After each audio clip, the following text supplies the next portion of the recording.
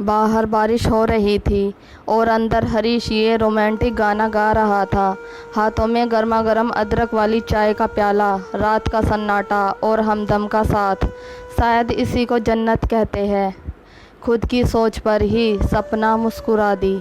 हरीश वाकई बहुत अच्छा गाना गाता था। उसका गाना माहौल को और भी ज़्यादा खुशनुमा बना रहा था। गाना समाप्त हुआ तो हरीश ने दाद की चाह में सपना की ओर देखा। सपना ने भी अपने ख़ास अंदाज में उसके गाने की तारीफ़ की। यूं ही हंसी खुशी में दोनों चाय पी रहे थे। तभी सपना ने मजाक में हरीश से पूछ लिया कि ये गाना वो किस लड़की के लिए गा रहे थे। तो उसने भी नाटकीय अंदाज में कहा, है कोई, तुम्हें क्यों बताऊं? ओहो मत बताओ, मुझे भी सुनने में कोई इंटरेस्ट नहीं है, सपना ने भी इतराकर कहा। तो हरीश की हंसी छूट गई। वो हमसे यूं रूठ जाते हैं बार बार कि उन्हें मनाने में हमारे आंसू बहते हैं जार जार। हरीश ने उसे मनाने के लिए जोड़ तोड़ कर शायरी बना ली। उस पर सपना ने भी अपनी तरफ से जोड़ दिया। बड़ी ही फालतू शायरी करते हैं आप, ऐसे ही बस कुछ भी कहते हैं आप। सपना के इस शेर पर दोनों खिलखिलाकर हंस पड़े और फिर बातों में मशगूल हो गए। तभी सपना उठी और अचानक ही नीचे की ओर भागी और गार्डन में जाकर भीगने लगी। हरीश ऊपर से ही उसे भीगते देख रहा था। सपना को बारिश कितनी पसंद है उसे अच्छे से पता था, तो रात होने के बावजूद उसने उसे भीगने से रोका नहीं।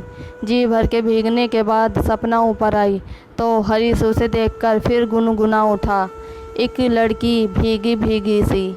सपना ऐसे ही गीली उसके सामने चेयर पर बैठ गई।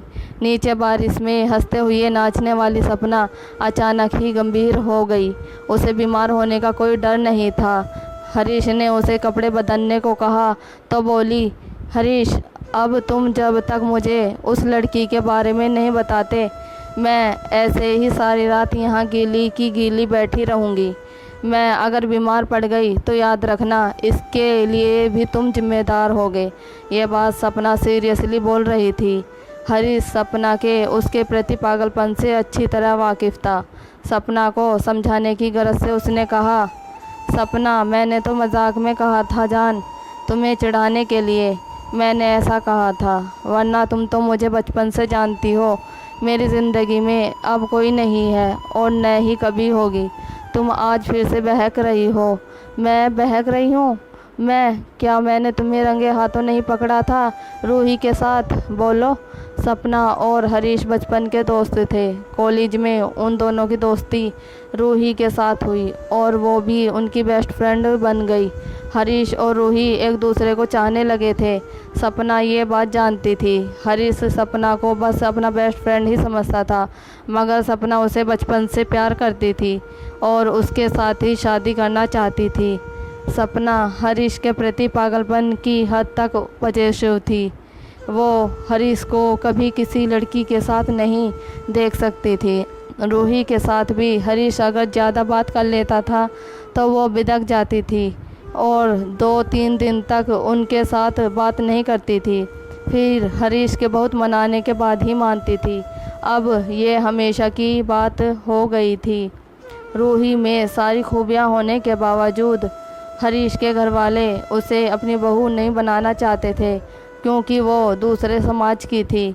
हरीश भी ये बात अच्छी तरह जानता था कि उसके परिवार वाले इस शादी के लिए कभी नहीं मानेंगे। रूही भी समझदार थी, इसलिए दोनों ने समझदारी दिखाते हुए अलग होने का फैसला कर लिया और सपना का रास्ता साफ हो गया। उसने साम दाम दंड से हरीश से शादी रचा ली। शादी के बाद भी सपना का यही हाल था। वो बात बात पर हरीश पर शक करके उसे परेशान करती रहती थी। हालांकि वो हरीश का बेहद ध्यान भी रखती थी। उसके मुंह से निकलने के पहले ही सपना हर बात समझ जाती थी। हरीश भी छोटी से छोटी ज़रूरतों के लिए सपना पर ही निर्भर था। सपना ने घर भी बड़े ही अच्छे तरीके से संभाला हुआ था। ऐसे ही ज़िंदगी चल रही थी कि एक दिन हरीश को रूही का फ़ोन आता है। वो उससे मिलना चाहती थी। ये एक फ़ोन हरीश और सपना की ज़िंदगी में तूफ़ान खड़ा कर देता है। हरीश और रूही एक रेस्टोरेंट में मिलने का तय करते हैं। सपना के स्वभाव को देखते हुए दोनों सपना को कुछ भी नहीं बताते, मगर सपना ने किसी तरह दोनों की बातें सुन ली थी, पर उसने हरीश पर ये जाहिर नहीं होने दिया। दूसरे दिन तेज़ बारिश हो रही थी। रविवार का दिन था, सो हरीश बहुत बहाने बनाकर घर से निकला था रूही से मिलने। उसके पीछे पीछे सपना भी निकल पड़ी। हरीश रूही के टेबल तक पहुंचता है और बारिश की वजह से थोड़ी गीली हो चुकी रूही को देखकर धीरे से गाता है, एक लड़की भीगी भीगी सी। तब तक सपना लपक कर वहाँ पहुँच जाती है और तमाशा खड़ा कर देती है। रूही और हरीश दोनों ही के लिए बहुत ही अनएक्सपेक्टेड था। रूही अपमान की आग में झुलसती हुई वहाँ से निकलने की कोशिश करती है तो सपना उसे थप्पड़ जड़ देती है। अब हरीश का भी संयम जवाब दे जाता है और वो भी सपना को थप्पड़ मार देता है। सपना भुनभुनाती हुई वहाँ से चली जाती है। रूही भी बिना कुछ कहे वहाँ से निकल जाती है। घर जाने की बजाय हरीश अपने फ्रेंड के घर चला जाता है और यहाँ घर पर सपना खतरनाक कदम उठा चुकी थी। हरीश, बोलो, कुछ है? कुछ तुम्हारे पास बोलने के लिए? सपना की तेज आवाज़ से हरीश भूतकाल से निकलकर वर्तमान में आ जाता है। मैंने तुम्हें तब भी समझाया था सपना, और आज भी वही बात कहूँगा कि तुम्हें बहुत बड़ी गलतफहमी हो गई थी। हम दोनों के बीच संबंध कब के ख़त्म हो चुके थे। वो सिर्फ़ एक फ्रेंडली मुलाकात थी। सिर्फ तुम्हारे सवालों से और पागलपन से बचने के लिए हमने तुम्हें नहीं बताया था। हर साल जब भी बरसात होती है तुम ये हरकत ज़रूर करती हो सपना। अब बस भी करो यार, 3 साल हो गए हैं उस बात को। अब मैं तंग आ गया हूँ तुमसे। हरीश ने कहा, मुझसे तंग आ गए हो ना, तो लो मैं जा रही हूँ, और इस बार तो पक्का कभी भी नहीं आऊँगा दोबारा। देखना, तुम बुला बुला कर थक जाओगे, पर मैं नहीं आऊँगी। सपना ने गुस्से में कहा। तो जाओ ना, किसने रोका है? हर बार यही कहती हो और फिर वापस आ जाती हो।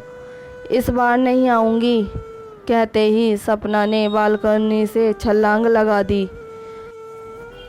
सपना का शरीर नीचे निष्प्राण पड़ा था, बारिश में भीगता हुआ।